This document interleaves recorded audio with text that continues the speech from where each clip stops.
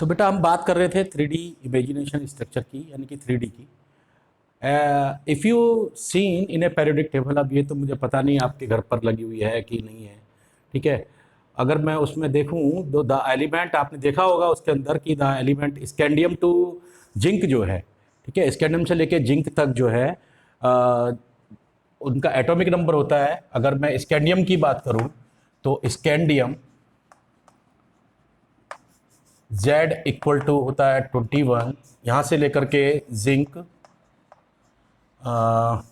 Z equal to 30। तो यहाँ से लेकर के यहाँ तक आपने देखा होगा पेरियोडिक टेबल के अंदर, ठीक है, are known as 3D block of element. इनको क्या बोलते हैं? 3D block of element.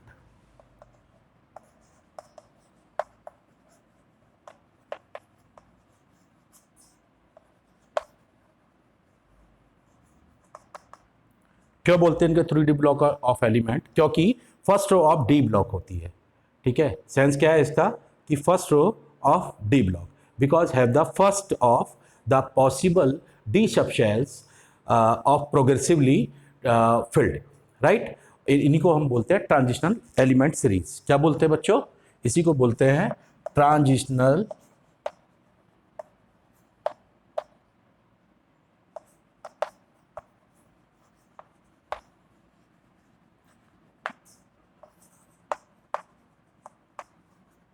Transitional element series, ठीक है।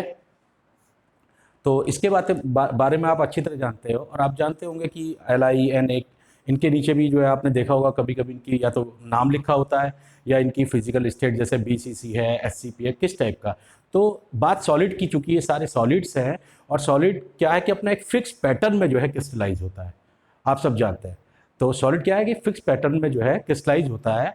और आप अगर देखेंगे कि अगर एटम्स है, आयंस है, मॉलिक्यूल्स है, ऑल आर क्या है, स्फेरिकल टाइप होते हैं सारे के सारे, ठीक है। जहाँ स्फेरिकल की बात आ जाती है तो 3D ऑब्जेक्ट हमारे दिमाग में खुद ब खुद आने लगता है। इसको एक एग्जाम्पल से और एलिब्रेट करते हैं। If we take 2R radius ball put in a room, अगर ये रूम है और इसके बीच में एक 2R रेडियस की बॉल रख दूँ, और इसकी लेंथ, इसकी एज लेंथ भी जो है मैं क्या ले लूँ, 2R, then entire ball inside the cube. नहीं समझ में आया? अगर मैं 2R रेडियस की एक बॉल लेता हूँ और उसको इस रूम के बीचों बीच अगर मैं रख दूँ, सेंटर पॉइंट पर अगर मैं रख देता हूँ, और उसकी एज लेंथ भी हमने क्या ले ली है बेटा, वो 2R ही ली है, ठीक है। अगर मैं बीचों बीच इस बॉल को रखता हूँ, देन वो पूरी की पूरी बॉल कहाँ होगी, रूम के अंदर या क्यूब के अंदर होगी। अगर मैं उस बॉल को थोड़ा सा शिफ्ट कर देता हूँ, फेस सेंटर पे कर देता हूँ, तो क्या होगी, आधी बाहर और आधी अंदर। और अगर मैं उसको थोड़ा सा एज सेंटर पर ले जाता हूँ तो क्या होगा, हाफ का हाफ, यानी कि 1/4 पार्ट उसका क्यूब के अंदर दिखाई देगा।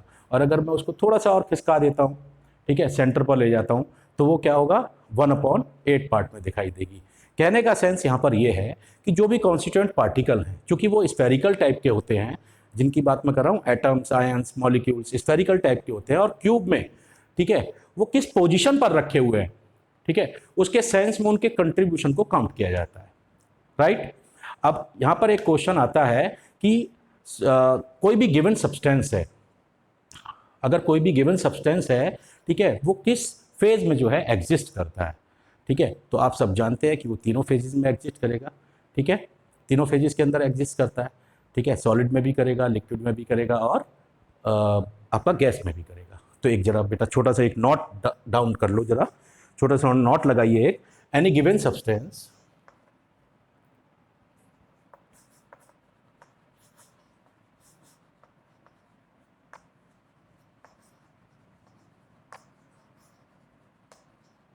any given substance exists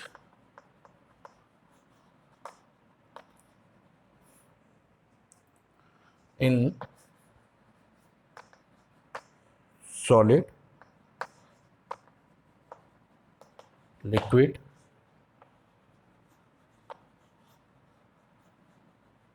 and gaseous phase, right, depending upon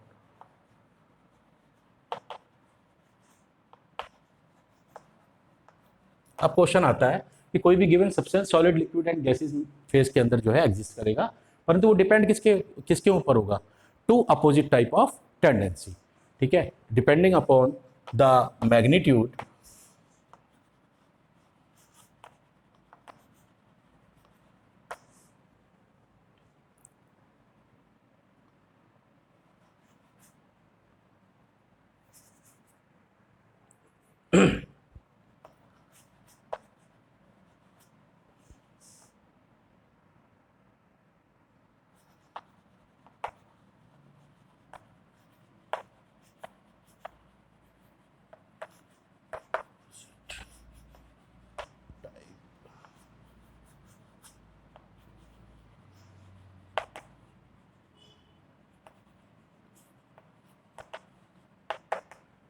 तो कोई भी गिवन सब्सटेंस जो है किस पर डिपेंड करेगा, magnitude of two universal opposite type of tendencies. तो ये एक अच्छा क्वेश्चन आता है बेटा, ये बेसिक क्वेश्चन है, इसको हम सबको पता होना चाहिए, ठीक है। अब बात करते हैं कि जो ये टू अपोजिट टेंडेंसीज है, टू यूनिवर्सल अपोजिट टेंडेंसीज हैं, कौन कौन सी हैं। तो फर्स्ट वन आप नोट करें,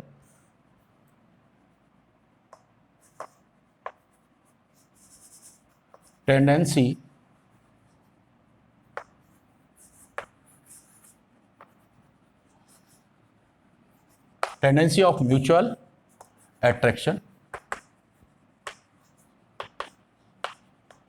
इसको मैं शॉर्ट में बेटा MA से भी डिनोट कर सकता हूं। And the second one is tendency of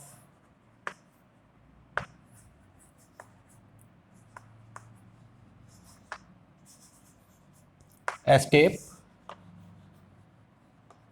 from each other.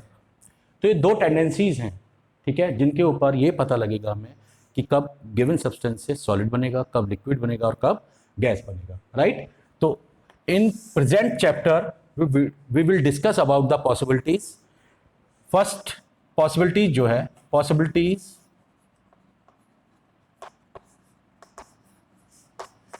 Possibilities of given substance. पहली पॉसिबिलिटीज है बच्चों, अगर MA, इफ MA मतलब tendency of mutual attraction is very very greater to ET, मतलब एस्केपिंग। बेटा देखो, म्यूचुअल अट्रैक्शन का मतलब है एक साथ जुड़ जाना और एस्केपिंग का मतलब होता है अलग अलग हो जाना। तो अगर MA जो है वेरी वेरी ग्रेटर है किससे, ET से, तो हमारा जो प्रोडक्ट होगा वो क्या होगा, सॉलिड, ठीक है। और अगर MA जो है स्लाइटली बड़ा है या ग्रेटर है या फिर इक्वल है ET से, ठीक है, तो हमारा क्या बनेगा, liquid. And the third one is MA very very much less to ET, तो हमें गैसेस एटम मिलेंगे, राइट। तो तीन तरीके की कंडीशन हमारी जो है निकल के आती हैं किसी भी गिवन सब्सटेंस से, और वो किसके ऊपर डिपेंड करती हैं, वो इस चीज़ के ऊपर डिपेंड करती है, कोई भी गिवन सब्सटेंस हमारा, ठीक है। तो इसको स्क्रीनशॉट ले लीजिए इसका जल्दी से, फिर आगे चलते हैं बेटा।